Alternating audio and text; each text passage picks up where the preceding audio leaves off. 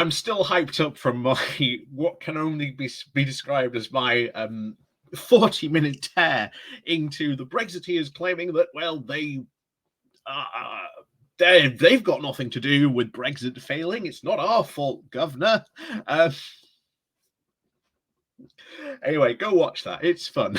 It's fun. You'll have a fun time. Go watch it after this one if you haven't watched it already. If not, watch it right through. I get quite angry. But anyway, I'm still quite angry, to be honest. But here we are. So, we are facing an energy crisis this winter. No one will deny that. And there's going to be a lot of, especially right wingers, try to say, "Oh no, we've got to be in this situation because of the situation in Ukraine." And yeah, I do agree. You can't say this isn't an isolated situation. These prices are these price rises are happening all over Europe, and it is down to natural gas. That is the point. But as we covered just a few months ago, the Tories closed down huge swathes of our natural gas storage capacities. Currently, the UK only has 5 days worth of natural gas stocked up. 5 days worth. That, for a country of our size, is absolutely nothing. But before we go tearing not only just into the government, but energy companies themselves, please do remember to hit that like, share, and subscribe button. And of course, down below, there are links to my Patreon page and a one-off donation link called Buy Me Coffee, where you can, well, buy me coffee. And of course, down below, there is the one-off donation link, the YouTube thank you button down below as well. But there is also the YouTube subscription thing where you can join the Pony Club as well and join us on our merry way as we trot along. And you get all sorts of, emojis, badges. And I'm doing a video now weekly for the channel subscribers, both on Patreon and on the Pony Club. So do remember that those are there. Like I say, I do share them when they go live each week.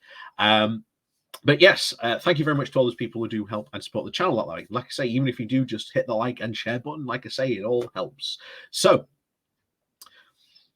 we are in crisis mode. We are a country experiencing all these myriad of crises, very much down to the fact that, well, the government has governed themselves into a paper bag and now they can't govern themselves out of it. This is their fault. This is entirely their fault. To the fact that they took away so much of our gas to storage capacity that experts were warning them and telling them, if you do this, we could be left with higher gas prices and we could be left at the mercy of our reliance on Russian gas. Were any of this advice heeded? No, not one. Not one. And yet, here we are, experiencing at the mercy of, well, Russia. And if you've ever looked at foreign policy and how Russia acts, Russia knows full well the power it has over this. This is how we knew it would always act. And unfortunately, it has come in the form of this Ukraine invasion as well. That tagged on top of it. So there is an even more imminent crisis that the UK and the rest of Europe does need to remain united in its support of Ukraine, especially over the winter.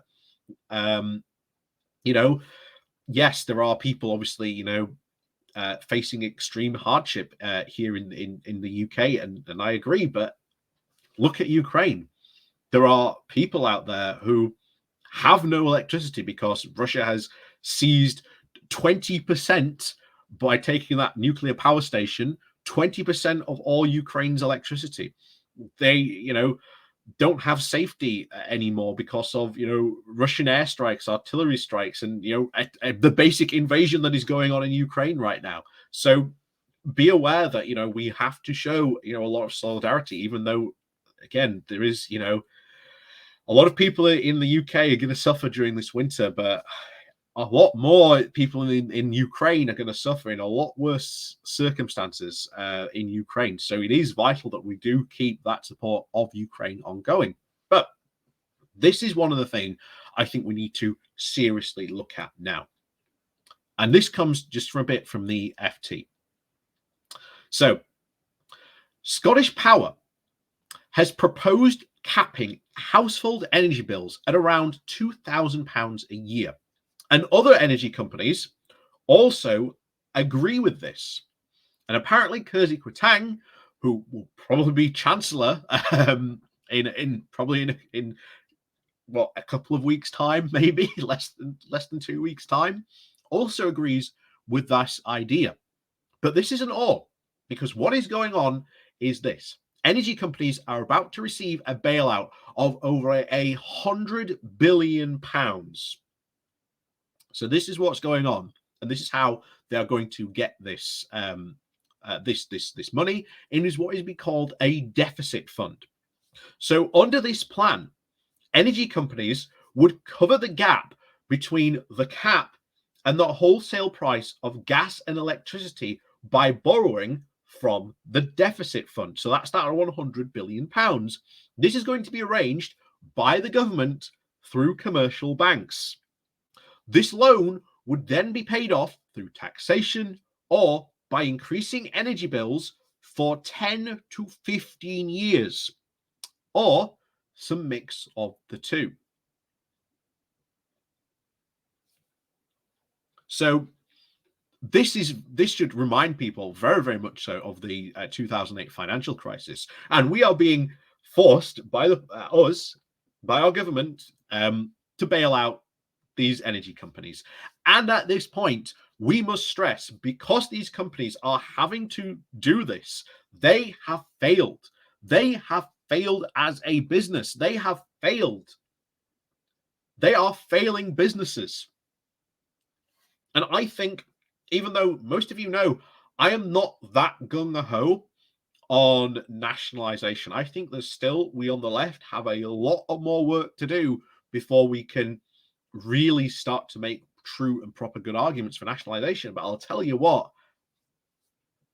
if we are having to bail out these companies to such an extent to make sure that people in the UK don't, potentially freeze to death, depending on how bad the winter is this year, and so that, people don't have to make the decision between, heating or eating, our only recourse is to nationalize these companies. I don't see any other way. I really don't. I think we've reached that stage where we must nationalize the energy companies. I can't see any other way out of it. There are other ideas out there. We've talked about them before on the channel, and other ideas that have been put forward. The government isn't interested in hearing those ideas. Most of them are to do with nationalizing the energy companies and stuff that we can do once we've done that.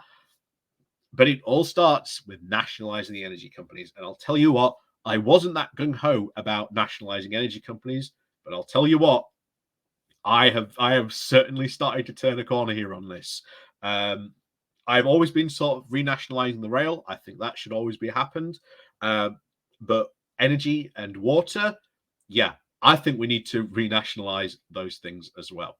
So with that said, thank you very much for watching, and we'll see you all next time.